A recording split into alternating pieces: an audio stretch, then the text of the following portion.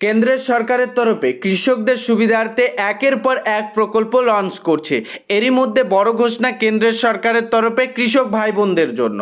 বন্ধুরা, গত বুধবার মন্ত্রিসভার বৈঠকে বড় ঘোষণা দিলেন সরকারের তরফে, যা সুখবর হতে চলেছে কৃষকদের জন্য। প্রায় 35,000 কোটি টাকা ব্যয় করে পিএম আশা প্রকল্প চালু হচ্ছে। এর অনুমোদন পেয়ে গিয়েছে। এখন প্রশ্ন হচ্ছে, এই পিএম আশা প্রকল্প কি? এখানে কি আপনাদের আবেদন করতে লাগবে? কিভাবে আপনারা সুবিধা পাবেন? পিএম আশা প্রকল্প নিয়ে কেন্দ্রের সরকারের তরফে কি আপডেট দেওয়া হয়েছে? এতে কেন অনুমোদন দেওয়া হলো 35,000 কোটি টাকা? এ নিয়ে কি আপডেট উঠে এসেছে? কারা কারা কিভাবে এই প্রকল্প থেকে সুবিধা পাবেন? বিস্তারিত জানতে ভিডিওটি সম্পূর্ণ দেখতে লাগবে আর চ্যানেলটিকে সাবস্ক্রাইব করে রাখবে।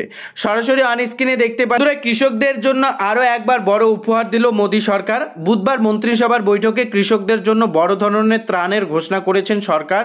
মোদীর মন্ত্রিসভা কৃষকদের জন্য প্রধানমন্ত্রী আশা প্রকল্প চালিয়ে যাওয়া এবং এর পরিধি বাড়ানোর অনুমোদন পেয়েছে। মন্ত্রিসভার বৈঠকে গৃহীত সিদ্ধান্তগুলির তথ্য প্রদান করে কেন্দ্রীয় মন্ত্রী অশ্বিনী বৈষ্ণব বলেছেন যে মন্ত্রিসভায় 35,000 কোটি টাকা ব্যয়ের সঙ্গে প্রধানমন্ত্রী আশা অন্নদাতা আয় সুরক্ষা অভিযান অনুমোদন করেছে। পিএম আশা স্কিম কি? সরকার প্রধানমন্ত্রী আশা যোজনা চালিয়ে যাওয়ার সিদ্ধান্ত নিয়েছে। কৃষকদের ভালো দাম দেওয়া এবং ভোক্তাদের কাছে নিত্য প্রয়োজনীয় পণ্যের দামে অস্থিরতা নিয়ন্ত্রণের লক্ষ্যে সরকার এই অনুমোদন দিয়েছে। এই প্রকল্পের অধীনে ফসলের দাম এমএসপি এর নিচে গেলে সরকার কেনাকাটা করে।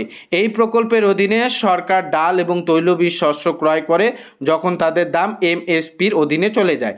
কৃষকেরা লাভবান হবেন। খরচ হবে 35,000 কোটি টাকা। প্রধানমন্ত্রী নরেন্দ্র মোদীর সভাপতিত্বে কেন্দ্রীয় মন্ত্রিসভার বৈঠকে কৃষকদের লাভজনক মূল্য প্রদানের জন্য এবং ভোক্তাদের জন্য প্রয়োজনীয় পণ্যের দামে ওঠানামা নিয়ন্ত্রণ করার জন্য প্রধানমন্ত্রী অন্নদাতা আয় সুরক্ষা অভিযান পিএম আশা প্রকল্পটি অব্যবহৃত রাখার সিদ্ধান্ত নেওয়া হয়েছে। বিবৃতি অনুসরণ 2025-26 সালে পর্যন্ত 15তম অর্থ কমিশনের সময় মোট আর্থিক ব্যয় হবে 35,000 কোটি টাকা।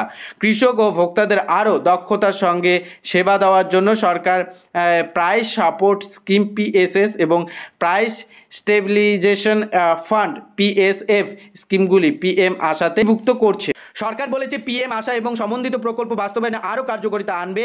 এটি কেবল কৃষকদের তাদের পণ্যের জন্য লাভজনক মূল্য প্রদানের সহায়তা করবে না, সঙ্গে সাশ্রয়ী মূল্যে ভোক্তাদের কাছে প্রয়োজনীয় পণ্যগুলি প্রাপ্যতা নিশ্চিত করার মাধ্যমে দামের ওঠানামা রোধ করবে। পিএম আশা এখন PSS, PSF, price loss payment scheme POPS এবং মার্কেট ইন্টারভেনশন স্কিম এমআইএস এর উপাদান অন্তর্ভুক্ত করবে।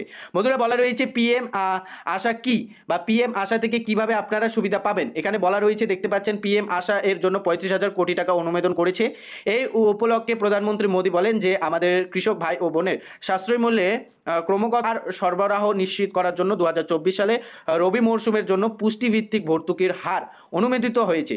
তিনি বলেন, এই সিদ্ধান্তের ফলে সারা দেশে কৃষকদের চাষের খরচও কমবে। প্রধানমন্ত্রী মোদীর সিদ্ধান্তে ডাল ও তৈলবীজ ফসলের ন্যূনতম মূল্য নিশ্চিত করবে। এই জাতীয় ফসল চাষে ভারত সর্বনিম্ন হবে। কৃষক খুশি হবে, তাদের আয় বাড়বে। পিএম আশা এর একটি সমন্বিত স্কিম। কৃষক এবং ভোক্তাদের পরিষেবা সুবিধার্থে কেন্দ্রীয় সরকার প্রাইস সাপোর্ট স্কিম পিএসএস এবং প্রাইস স্টেবিলাইজেশন ফান্ড পিএসএফ স্কিমগুলিকে পিএম আশা একীভূত করছে। এটি কেবল কৃষকদের তাদের পণ্যের ন্যায্য মূল্য পেতে সহায়তা করবে না, ভোক্তাদের সুবিধাও দেবে। বন্ধুরা, এই ছিল আপডেট। পিএম আশা প্রকল্প কি, কিভাবে এখানে আপনারা সুবিধা পাবেন, কি প্রসেস রয়েছে, সমস্তটাই কিন্তু জানতে পারলেন। এই বিষয়ে আপনার কি মতামত কমেন্টে জানাবেন। চ্যানেলটিকে সাবস্ক্রাইব করে ভিডিওটিতে লাইক করে দেবেন এরকম নিত্য নতুন গুরুত্বপূর্ণ আপডেটগুলি পাওয়ার জন্য।